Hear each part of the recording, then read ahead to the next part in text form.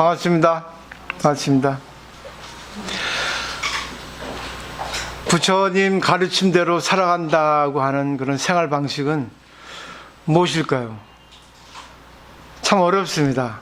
부처님 가르침이 뭔가를 알기 전에는 부처님 가르침대로 살아간다고 하는 생활 방식이라는 것이 너무 이렇게 막막합니다. 부처님 가르침대로 살아간다는 거 참 어렵죠. 명나라 때 작가 풍목령이라는 사람이 있었어요. 근데 그분이 이제 쓴 소설에 지옥을 떠들썩하게 한 사다모의 단죄라는 그런 제목이 있거든요. 이 사다모라고 하는 사람은 전환시대 선비인데 상당히 글 재주도 뛰어났고 학식도 많고 대단히 공부를 많이 한 분이에요. 근데 이상하게 운이 없는지 세상의 관직에 등용을 못하고 그냥 초에 묻혀가지고 세상을 한탄하고만 살았죠. 그래서 이분이 생각하게 된 게, 염라대왕을 만나서 내가 단판을 지어야겠다. 당신의 판결에 맞는가 안 맞는가 해서 하늘에 기도를 올려가지고 염라대왕을 만났습니다. 소설이에요. 염라대왕 만나가지고 자기 이제 입장을 얘기했죠. 그러니까 염라대왕이 하는 말이, 사람은 현재를 보고 하늘은 미래를 본다 라고 말했습니다. 그리고 이제 한문으로 보면 인견목전 천견구원이라고 하는 한문이에요. 근데 알기 쉽게 말하면 사람은 현재만 보고 하늘은 미래를 본다. 제가 늘 말씀드렸잖아요. 미래는 신의 영역이라는 거. 어느 누구도 다 비슷한 말을 합니다. 공부한 사람들은. 그러니까 이제 사다모가 화가 났죠. 당신의 판결이 맞냐 그거죠. 도저히 인정 못하겠다 했습니다. 또 하나의 사례를 듭니다. 염라대왕이 한나라를 세운 유방은 진짜 되게 유명했죠. 서민에서 진짜 황제가 됐으니까. 그것도 그 왕비. 근데 이 유방하고 유방의 왕비가 아주 그 신하를 배신했어요. 아시다시피 명장 한신을 진짜 공헌자라고 정말 대우를 해줘야 되는데 불구하고 겁이 나가지고 죽여버렸거든요. 있을 수 없는 일이죠. 근데 세상에 그런 것들이 자영돼요. 어떻게 유방이 한나라를 세우기까지는 한신의 공이 무진장 컸잖아요. 근데 그 다 목적을 이루고 나서는 무서워서 죽여버렸단 말입니다. 그 자기 아내하고 짜고. 근데 염라대왕이 그러는 거예요. 한신은 다음 세상에 성은 조라고 하는 것을 가지고 이름은 조라고 하고 자는 맹덕이다 했어요. 그리고 한나라 신하로서 있으면서 위나라를 세운다 했거든요. 그리고 유방은 그 한나라 천재 누구죠? 그 조조한테 막 그렇게 조롱받은 그 천자가 될 것이고 유방의 아내는 천자의 아내가 될 것이다 그랬습니다. 그러면서 조조에게 구박을 받고 조롱을 받고 살아갈 것이다 이렇게 얘기를 했거든요. 한나라 헌제죠. 한나라 헌제. 그죠? 헌제. 삼국지 보신 분들은 다 아실 겁니다. 그리고 사다모 그대는 다음 세상에 의라고 하는 이름을 가지고 중달이라는 자를 가질 것이다 했습니다. 그 사람이 이제 사다모가 나중에 이제 사마의가 되는 거죠. 중달이라는 홀을 가지고. 이거는 뭐냐면 결국은 전생부터 이생까지, 이생에서 내생, 이것이 자기가 한 것에 대한 결과라는 거라고 하는 것을 이야기하는 소설이에요. 아주 지옥을 떠들썩하게 한 사다모의 단자라고 하는 그런 제목으로 이것이 소설로 나왔는데, 제가 얘기하고 싶은 거는 지금 자기가 살아오고 있는 이 모습, 자기의 지능, 자기의 환경, 자기의 외모, 자기의 성격, 모든 것들이 전생에서의 어떤 되갚음이라는 거죠. 그리고 이것을 통해서 내생에서 또 과보를 받는다는 겁니다. 결국은 유방하고 유방의 그 여휘죠. 잠깐만, 그 고유명사 기억 안 나요. 맞죠? 거의 비슷하죠? 근데 많은 공을 세워서 한 나라를 일으켰는데 불구하고 결국은 한신이라고 하는 그런 공훈자를 배신했습니다. 그래가지고 그 다음 세상에서는 한나라 헌제가 돼가지고 자기 신하인 조조에게, 승상에게 평생 조롱을 받고 나중에는 뭐 구차하게 죽었잖아요. 그리고 사마모라고 하는 사람은 그 전생이라고 하는 거는 당신이 어떻게 살았는가에 따라서 지금 관직에 기용도 안 되고 중용을 못 받았지만 다음 세상에는 사마이라고 하는 천재, 책사가 된다. 결국 인연 과보는 돌고 돈다. 그렇기 때문에 지금 내가 이 결과로서 갖고 있는 것을 갖다가 그대로 받아들여라 하는 뜻이겠죠. 결국 불교 가르침이 여기저기도 있어요. 근데 그 정도 가지고 불교를 보면은 조금 싱겁죠. 불교는 소승이나 대승이나 잘 살펴보시면 소승이라고 하는 전문 출가 수행자의 수행법이잖아요. 근데 그 가르침이 자기를 버리는 겁니다. 아공이에요. 그 자기는 세상에 어떤 일이 있든 어떤 행위를 가해받든 어떤 경우에 처해지든 관계없이 자기를 비우라는 겁니다. 있는 그대로 자기를 살라는 거죠. 욕심도 내지 않고 그냥 본능 그대로 주어진 대로, 그것도 본능에 있는 식욕, 성욕, 수명력까지 줄여가지고 살라는 겁니다. 그건 위대한 인간 아니면 할 수가 없습니다. 인간은 태어나가지고 욕심을 없애기는 하늘의 별 따기예요. 욕망을 없애기는 정말 어렵습니다. 그 반면 대승불교를 보십시오. 대승불교도 말하는 건 마찬가지예요. 반야경에서는 공 얘기하고 또 성, 말하자면 원만교에서는 실상을 얘기합니다. 근데 공이라고 얘기해도 실상이라고 얘기해도 같은 맥락이에요. 공이라는 거는 비었다니까 마이너스 평등입니다. 실상이라는 거는 모든 게 진실한 모습 아닌 게 없다니까 플러스 100이에요. 100점 만점 100점이라는 겁니다. 그럼 결국 자기가 지금 있는, 처해 있는, 지금 살아가고 있는 자기 능력, 개성, 환경, 모든 것, 지위라든가 불만하고 다 있는 그대로라는 얘기입니다. 자기가 지금 똑똑하면 더 똑똑하게 사는 것이 바로 부처의 가르침이고, 자기가 어리석으면 어리석은 가운데 더 어리석게 살아가는 게 가르침이에요.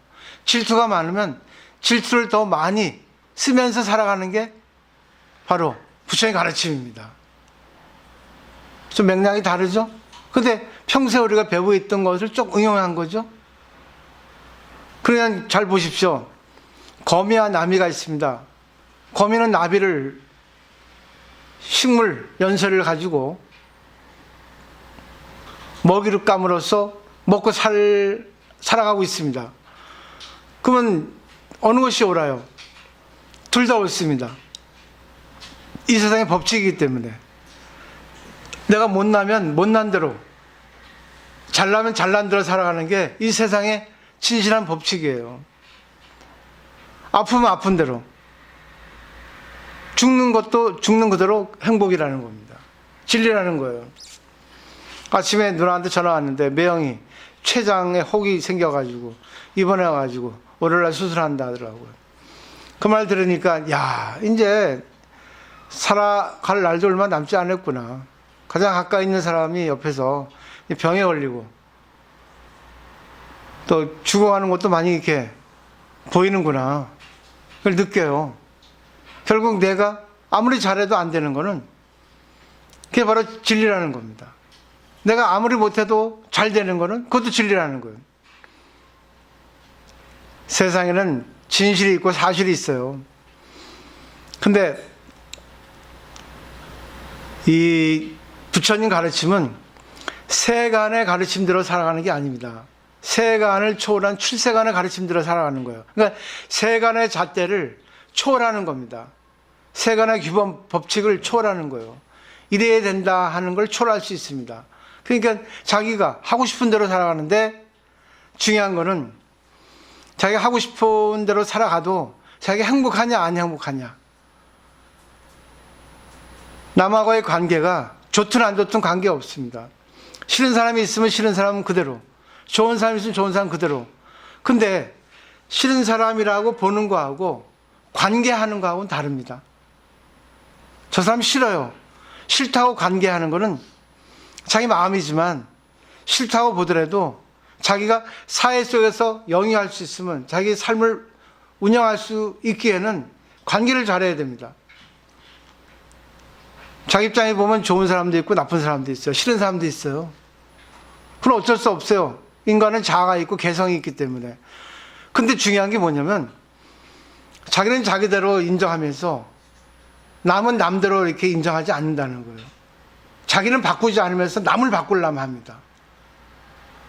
이게 문제가 되는 거예요. 부부간에도 마찬가지예요. 남편 좋은 것도 있고 나쁜 것도 있습니다. 근데 남편이 고쳐주기를 바라는 것도 있는데 남편이 좋은 점도 있거든요. 근데 안 좋은 점이 눈에 밟혀요. 근데 안 좋은 점을 고칠 수가 없습니다. 그럼 어떻게 해야 되겠어요? 안 좋은 점 그대로 보고 거기서 관계하는 거예요. 그 관계법은 모르겠어요. 어떻게 관계해야 되는 건지. 그건 답이 없습니다. 그건 자기가 하는 거니까. 이래라 저래라 그는 말할 수가 없어요. 왜? 그분의 입장이 되어보지 않으니까. 다만 이런 법칙을 얘기할 뿐이죠. 그죠? 부부관계 중에서 사이가 안 좋아도 부부관계에서 같이 밥을 먹고 같이 이야기하고 이야기하기 싫으면 안 하면 되는 거고요. 그런 지혜는 갖고 있잖아요. 그렇기 때문에 제일 중요한 거는 남을 바꾸려 하지 말라는 겁니다. 남을 바꾸려 하지 말라는 거. 남을 바꾸려면 자기가 먼저 바뀌어야 된다는 거죠. 그게 관계법이잖아요. 자기는 자기 안 좋은 거 인정하지 못하면서 남이 가지고 있는 거 안 좋은 거를 갖다 바꿔달라고 요구하니까 문제가 많잖아요. 근데 중요한 게 있습니다. 정말 중요한 사람은 서로가 조절을 해야 됩니다. 진짜 중요한 사람은 부부라든가 아니면 가정이라든가 아니면 회사의 어떤 같은 팀이라든가 이런 사람이 하나가 되지 않으면 그 회사는 망하고 부부는 풍지박산이 납니다. 그래서 어느 정도는 맞춰줘야 됩니다. 싫어도 맞춰줘야 됩니다. 어느 정도까지는. 맞춰주지 않아도 될 거는 괜찮아요. 근데 중요한 거를 갖다가 맞추지 않으면 가정도 가정이라고 하는 것이 성립이 되지 않고 이 조직도 성립이 되지 않습니다. 그렇기 때문에 조직을 이끌어갈 그런 구성원이 되는 사람들은 서로가 노력하지 않으면 안 돼요. 이거는 잘못했으니까 고쳐라. 나도 고칠게. 우리가 하나로 마음을 합쳐서 호흡을 맞춰서 가자. 하모니 이루어 가자 하는 것이 조직입니다. 인간 개인 사회는 자기 마음대로 해도 돼요. 싫으면 안 만나면 됩니다. 자기 하기 싫은 거 안 하면 돼요. 근데 거기에 가해지는 대가는 큽니다. 자기가 직장에서 상사가 싫다고 안 나가면은 직장 나갈 수 없어요. 그리고 부하가 싫다고 얘기하지 않으면 불이익을 당합니다. 그죠? 내가 상대를 경원한 것만큼 상대도 날 미워하게 돼 있습니다. 이건 영원한 법칙이에요. 이게 인연법입니다. 또 하나가 있어요. 간단히 얘기하면 됩니다. 세상엔 진실이 있고 사실이 있습니다. 진실은 누구나 다 진실이 있어요. 근데 그게 사실은 아닙니다. 예를 들면 자기가 믿고 있는 걸 진실이라고 얘기할 수 있고 사실은 나타난 현상입니다. 인연관계를 가져서 거기서 어떤 상황이 벌어지죠. 그 상황, 정황이 바로 사실입니다. 그러니까 진실은 자기가 생각하는 게 진실이에요. 예를 들면 알기가 쉽습니다. 옛날에 제가 법무사 강사할 때 청년회 법회에서 그 법우가 저한테 이제 아주 자랑 삼아서 얘기합니다. 아, 스님, 저 애인 하나 사귀었습니다. 하는 거죠. 그래요? 잘 됐네. 이뻐? 하니까. 아, 되게 이쁩니다. 얼마나 이쁜데? 아, 정말 이쁩니다. 스님, 시간이 되면 한번 보여드릴게요. 했습니다. 데리고 왔습니다. 어느 날. 보니까 세상의 상식, 세상의 잣대로 볼 때 중간 이하예요. 못났어. 사실로 보면. 근데 그 사람의 입장은 진실은 너무 이쁜 거예요. 이게 진실하고 사실 다른 점입니다. 사람은 다 진실을 가지고 얘기한다 하지만 사실이 더 중요합니다. 근데 사실이 중요할 때 있지만 진실이 중요할 때도 있어요. 이거를 갖다가 잘 받아들일 수 있어야만이 관계가 잘 형성이 됩니다. 결국은 부처님이 가르치면 네가 잘났든 못났든 네 그대로 살되 그래도 네가 그 가운데 비교하지 말고 관계를 잘하고 살아라 그 말입니다. 전부 비교 분별에 의해 가지고 이 등급이 오르락내리락 하거든요. 요즘은 제가 뭐 출가한 지 오래돼서 잘 모르지만 어느 여성의 초등학교 자식이 이상하게 아버지 닮아가지고 수학을 못해요. 그 수학 점수를 보면은 30점, 40점 받아옵니다. 저도 수학을 못합니다. 그러니까 엄마가 아이고 네 아빠 닮아가지고 그렇게 머리가 나쁘니 나 닮으면 수학 잘할 텐데 난 수학과 나왔는데 이런 식으로 했어요. 근데 오늘 놀랄 일이 벌어졌습니다. 엄마 하면서 나 오늘 80점 맞았다는 거. 80점. 아이고 우리 자식 얼마나 공부를 많이 했니. 그래 네가 조금 이제 충격을 받아서 공부를 열심히 했구나. 아이고 아직 잘하시니까 내가 맛있는 거 해줄게. 내가 네가 좋아하는 진짜 햄버거 스테이크 해줄게. 내가 했어요. 그러면서 랄랄롤로 쭉쭉 또 지지직 하고 이제 스테이크 햄버거 스테이크 만드는데 갑자기 엄마가 띵 하고 생각이 났나? 근데 수학 그 평균 점수가 얼마니 하니까 85점. 자식이 30점에서 80점 받아오면 50점이나 많이 받아온 거잖아요. 근데 평균 점수가 85점이니까 자기 아들 80점 받아도 미친 거예요. 그때 엄마는 화가 났어요. 아니 80점 받아오면 그 자체만 좋은 거 아닙니까? 근데 85점 평균 점수 85점하고 비교하니까 정말 너무나 얕은 점수잖아요. 그때부터 화가 난 거예요. 에이 그럴 줄 알았어. 네 아빠 머리 닮은 거 틀림없구나. 그래버리는 거예요. 세상은 비교 분별을 해서 좋은 것도 있지만 비교 분별해서 안 좋은 게 있어요. 그러니까 제일 중요한 게 있는 그대로 살아가는 겁니다. 있는 그대로는 존재 가치예요.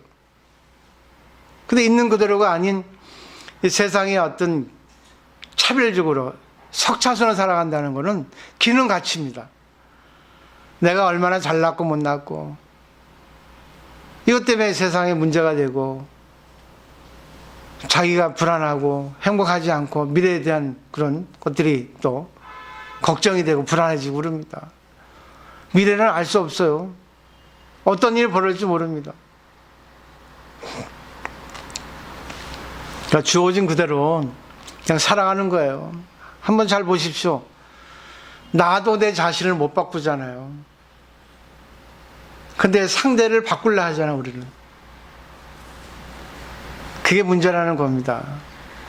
육바라밀은 사실은 바꾸는 게 아니에요.